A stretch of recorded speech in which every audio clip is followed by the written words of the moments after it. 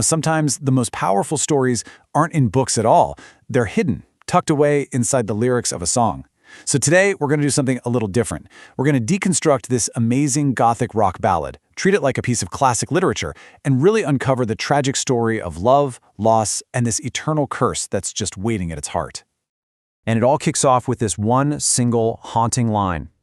Right away, you get this image of our narrator, right? He's a figure of power, of darkness, maybe a prince, maybe a king.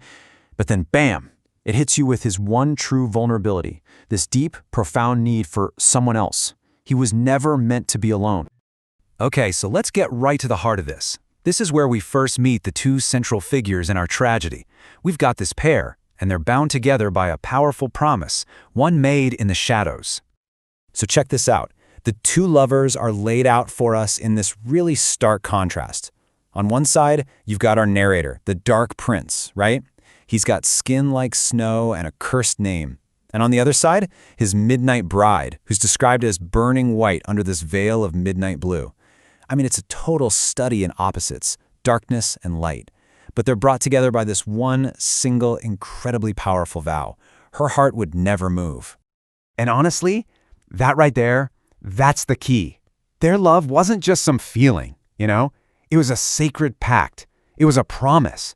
And it's one he held on to with everything he had, which, well, it's going to make the loss that's coming up just so much more devastating.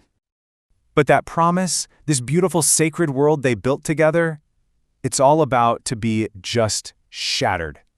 This is it. This is the inciting incident, the moment where everything, and I mean everything, changes, violently and forever.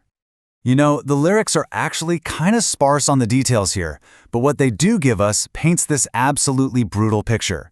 We're talking about a fire, an attack, just this one single moment of overwhelming chaos that just rips their union and their lives apart for good. And I think the way the song breaks down this tragedy is just fascinating. It happens in three really distinct beats. First, you get the physical destruction, the chapel burned. Simple, brutal. Then comes the haunting emotional aftermath. The silence grew. And finally, you get the ultimate consequence. They took the light. What a stunning metaphor, right? His bride, his light, was just stolen from him. And just like that, with her gone, the promise is broken. All the rules that governed his entire world, they've just vanished. He's left completely adrift in this new chaotic existence, with no moral or emotional anchor to hold on to. So this tragic loss, it does more than just leave him grieving. It fundamentally transforms him. He is not the same Dark Prince who was supposed to rule with his bride. Nope. He becomes something else entirely, something monstrous and something eternal. He enters this state of undeath. And what does that even mean? Well, it's not life, but it's not the peace of the grave either. It's more like an endless, waking nightmare. He's trapped with his memories, cursed to exist forever without the only person who gave his entire existence any meaning. And then, the lyrics just lay out the rules of his new cursed reality. And yeah, it's all classic vampire lore, for sure. But think about what it means for him.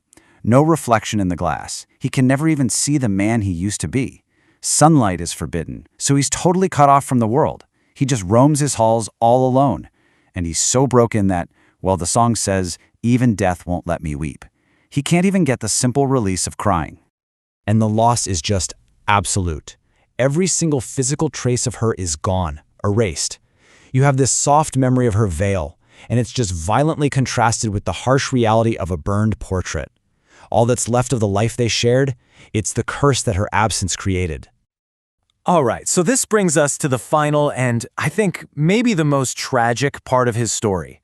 We're about to see how this immortality he's been given isn't a gift of endless time. Oh no, it's an endless prison, built from his very own memories. I mean, think about it. He doesn't get to move on. He doesn't get to forget. His entire existence is now just an endless loop. He's just replaying the moments they had and the moment he lost her, over and over and over again. So he's literally haunted by her ghost at every single turn. In the flicker of a candle, he sees her silhouette, still wrapped in lace, still burning white. It's a perfect and totally agonizing memory. And this is where the tragedy becomes almost unbearable. His sorrow, his tears, are now literal crimson rain, which means blood. The very substance of his grief is now what he has to consume to sustain his cursed existence. He is literally feeding on his own sorrow. How brutal is that? And you'd think time would heal things, right? No. Time offers him zero escape.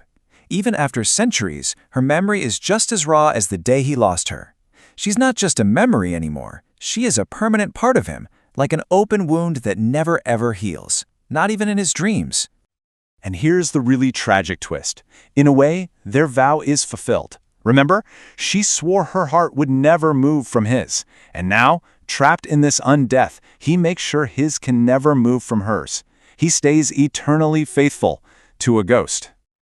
Ultimately, it all comes together in this one single line. She was everything to him, his bride, the source of his curse, and the only light he ever knew. So without her, all that's left is what he's become, the endless night.